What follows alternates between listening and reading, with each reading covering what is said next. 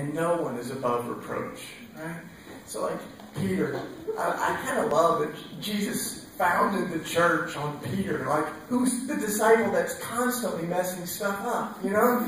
I mean, Peter, like over and over, he speaks out of turn, he jumps the gun, he it ends up denying Jesus. I mean, this is the rock on which the church is built, and it's funny because one of my friends who's a theologian said, I think maybe we mistranslated it, and Jesus said, Peter, you're dumb as a rock, on you I'll build my church. You look at Peter, and maybe that's part of why he did it. It's because it's not through our strength that the kingdom's built. It's through God's strength that can work even through brokenness, weakness, vessels that are imperfect like Peter. I mean, a really bad day for Peter was when the soldiers came to get Jesus. I mean, he's the rock. He's commissioned to build, to be the pioneer of the church and the legacy that Jesus kind of hands the keys of heaven off to. And so, the soldiers come. Peter picks up his sword and cuts one of the dude's ears off. Right? And I think probably the first thing Jesus did was go, Peter, you need to work on your aim. No. He looks at Peter. I mean, Peter, you've heard the Sermon on the Mount. Like, you've seen love lived out in the flesh. And you still picked up your sword. So he scolds Peter. He says, no, you still don't get it. Put your sword back. You pick up the sword, you down by the sword, and then he picks up the ear of the dude that got his ear cut off, right? And he's like, pops that thing back on. Pretty cool. Think about that dude's story when he goes home that night, right? And he's like, kids, how was your day? Kids are like, oh, okay, yeah, got a lot of homework and math. How was your day, Dad? Dad's like, weird. He came to arrest this dude. One of his bros picked up a sword and cut my ear off. And then the guy that we came to arrest put my ear back on. Just scarred my grace, right? He'll go on to tell that story the rest of his life, you know? God, how beautiful is that, you know? And that's the story of grace. It's that story that we so often forget, isn't it, as we continue to act like the Pharisee and point our fingers at other people and act like we're perfect.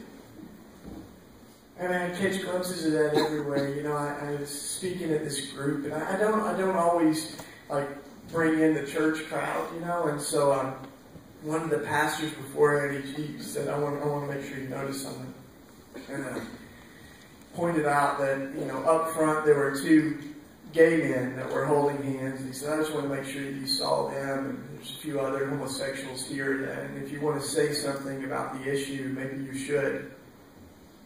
And I said to the pastor, I said, sir, I'm not sure exactly what you have in mind for me to say, but the first thing that I would want to say is that I'm really glad that they felt welcome in your church.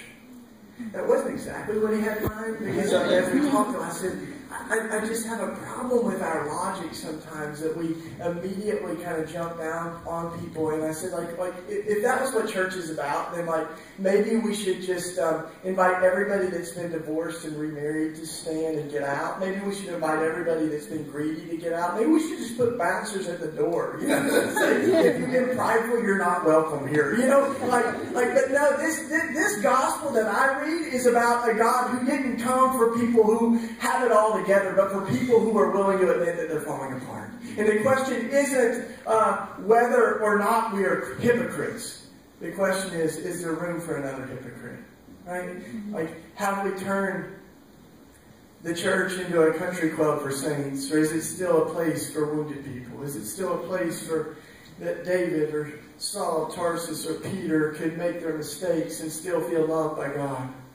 And as I think of that, I think, so often we limit God, I think, to as if God can only work through our talents and spiritual gifts. And I think, please, God's given us gifts for a reason, and God can work through our gifts, but God can also work through our brokenness, right? One of my buddies taught me that. He's an urban youth pastor, and he's got some rough edges, and he was telling me about one time when he took a bunch of his inner city kids to this like spiritual like festival, you know, and it's one of those where it's like you know, the huge bands and like games and like, you know, the big sumo suits where you're bumming, I don't know, like all kinds of things. Like I wasn't sure if like our inner city kids would connect to that world, you know, but he said, on our way out there, the strangest thing happened. He's like, we're driving along and the tire popped. You know, the tire went out on our van, and so they pulled it off, trying to fix it. And he's like,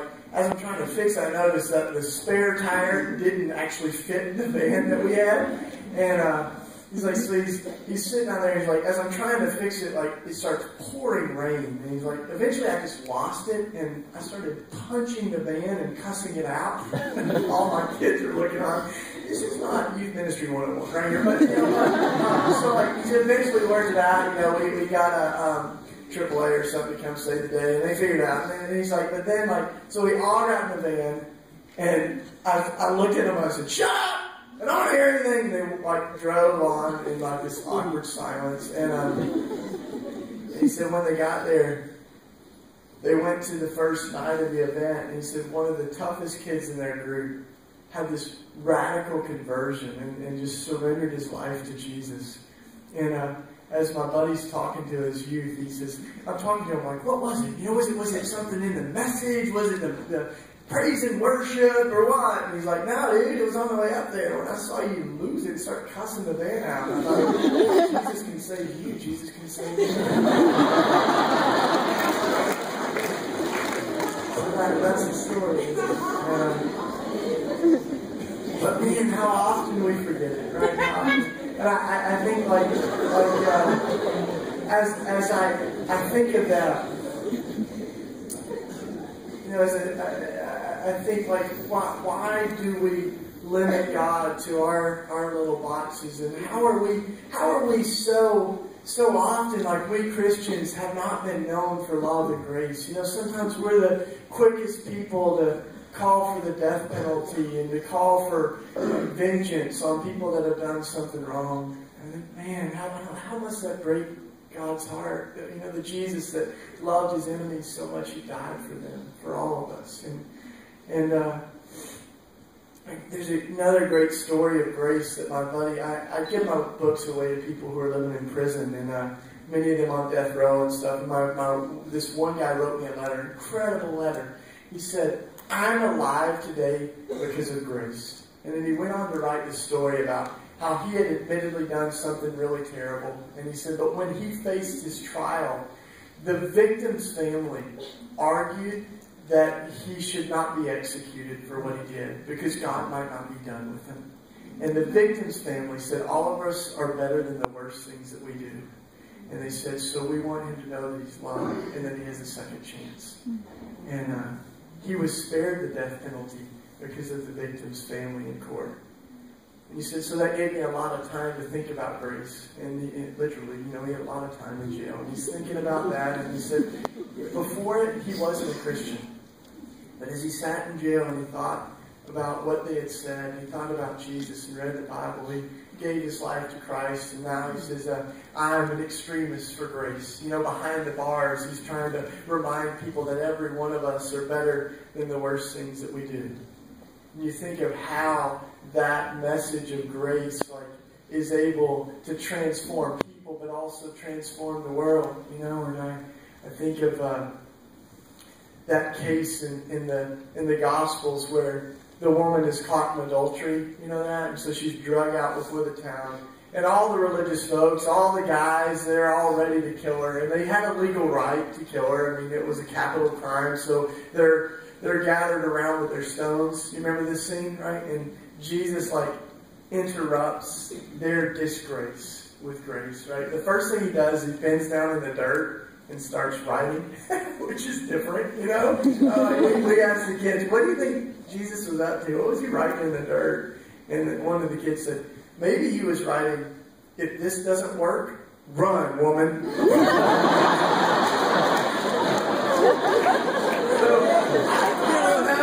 I don't know, maybe, you know, but we don't know exactly what Jesus wrote in the dirt, but we do next. And what Jesus did next was absolutely stunning. He looks at all these guys and he goes, let the one who is without sin cast the first stone. And of course, he'll remind them and all of us, if you've looked at someone with lust in your eyes, you're an adulterer. If you've called someone a fool, you've committed murder in your heart. None of us is above reproach. And all the stones start to drop and the guys walk away. And Jesus is left with him, just him and the woman. He's like, where'd they go? And then you see this woman that has been freed from that condemnation, that humiliation. And what are the ways, in our own world that we build up those walls, we get our stones ready, and we aren't able to see that every person is better than the worst things that they do. That there's a God that created us. And one of my friends says, every time we look at each other, we should be reminded that God can make beautiful things out of dirt. Like that's the story, that we're made from this earth, that every one of us is breathed into by God, that we are created in the image of God.